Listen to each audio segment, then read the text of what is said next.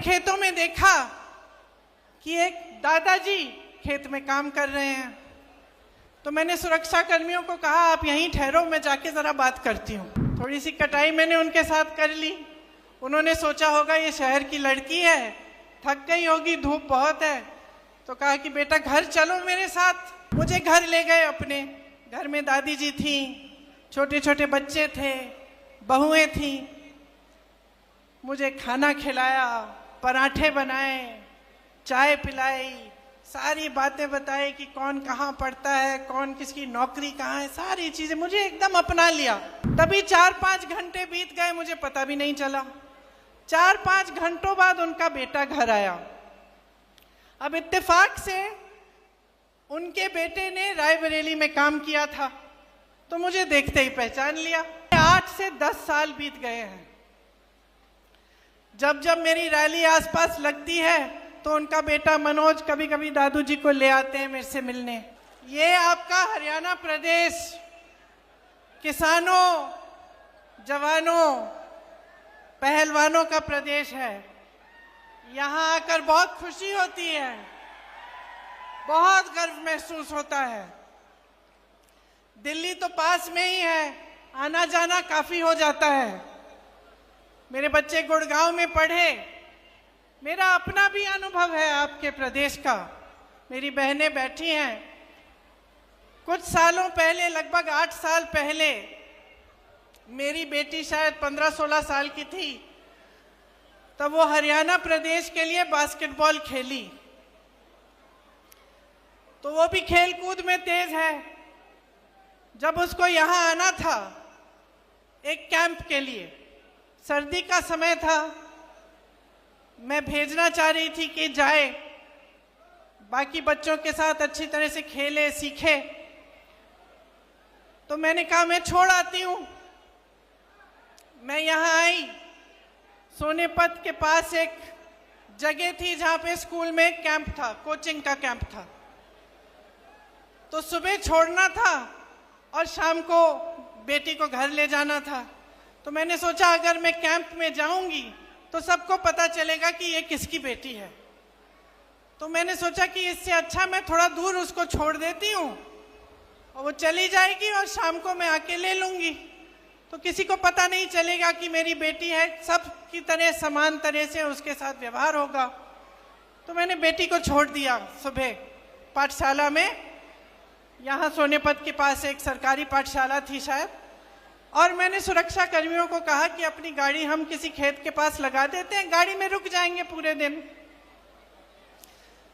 तो बैठी थी मैं गाड़ी में, कुछ 1-2 किलोमीटर दूर था पाठशाला से, और मैंने खेतों में देखा कि एक दादाजी खेत में काम कर रहे हैं। तो मैंने सुरक्षा कर्मियों को कहा आप यहीं ठहरो, मैं जाके ज़रा बात करती हूँ। मैं चली गई खेत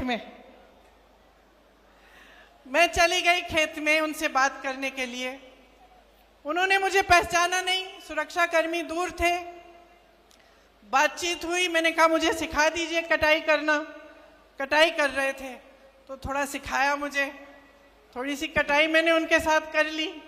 उन्होंने सोचा होगा ये शहर की लड़की है, थक गई होगी, धूप बहुत है, तो कहा कि बेटा घर चलो मेरे साथ, घर में चाय पिलाएंगे, थोड़ा सा आराम कर लेना। मुझे भी लगा कि पूरे दिन इंतज़ार करना है, तो चलो इन्हीं के घर चले जाती हूँ, दादू जी के साथ चली जाऊँगी, वहीं बैठ जाऊँगी, पूरा दिन इंतज़ार करना है मुझे। तो दादू के साथ मैं घर चली गई। मुझे घर ले गए अपने। घर में दादी जी थीं, छोटे छोटे बच्चे थे, बहुएं थीं।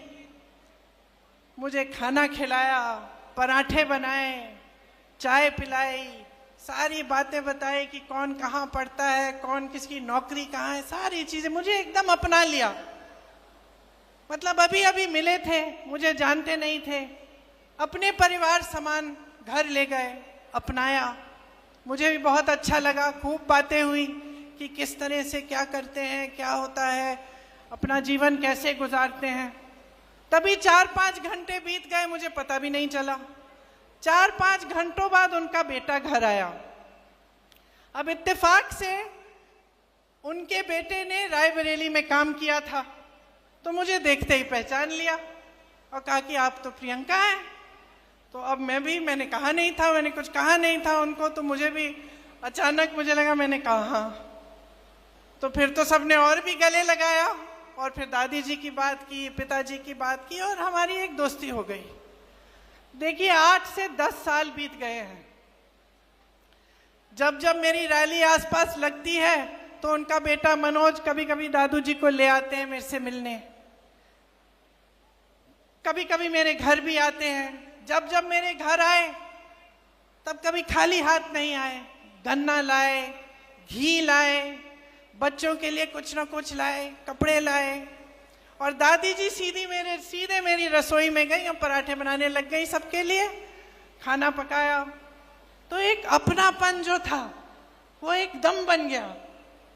और मुझे अक्सर लगता है कि यही है हरियाणा, यही है हरियाणा की जनता, यही है आपकी संस्कृति, यही है आपके संस्कार। और एक और बात बता देती हूँ कि उन 8 सालों में मेरे से एक चीज नहीं मांगी। कुछ भी मांग सकते थे, जब हमारी सरकार थी केंद्र में तो ठीक है, लेकिन सरकार न होते हुए भी कुछ भी मांग सकते थे, ये नौकरी दिलवा दो, एक काम करा दो। कुछ नहीं मांगा आज तक मेरे से, सिर्फ मुझे प्रेम दिया है। और मैं समझती हूं हमेशा कि जो आपका प्रदेश है और मेरा परिवार है, उसके बीच जो रिश्ता रहा है, उसी का प्रतीक ये मेरा एक छोटा सा रिश्ता जो इस एक परिवार के साथ है वो है। एक और बात बताती हूं, मेरी बच्ची फिर हरियाणा के लिए खेली और उसके साथ 10 और लड़कियां थीं जो उसकी टीम में थीं। यहां से दूर जाना था पौंडीचेरी, चेन्नई से भी आगे, मद्रास से भी आगे। वो लड़कियां गई, मैं भी साथ साथ चली गई। मैंने कहा मम्मी हूं, जाना चाहिए। बाकी एक और लड़की थी जिसकी माताजी साथ में थी। बाकी सारी जो लड़कियां थी गांव की लड़कियां थी, खूब मेहनत करके आगे बढ़ी थी। उनके माता पिता नहीं आए उनके साथ। वो वहां पे 4-5 दिन जो टूर्नामेंट थी उसके लिए उन्होंने संघर्ष किया। बहुत गर्मी थी उस समय, मेरे ख्याल से 44-45 डिग्री की गर्मी थी। और जो मेरी बेटी की टीम की कैप्टन थी उसका नाम रितिका था। छोटी सी लड़की थी, विनेश की तरह, तुम्हारी तरह छोटे बाल थे उसके। 102 बुखार था उस लड़की को, लेकिन वो खेलती रही, रुकी नहीं। डांट खाई उसने अपने कोच से। टीम को जिताने के लिए उसने इतना परिश्रम किया। मेरी बेटी घर आके मुझे कहती है, माँ 102 बुखार था उसको, अगर मुझे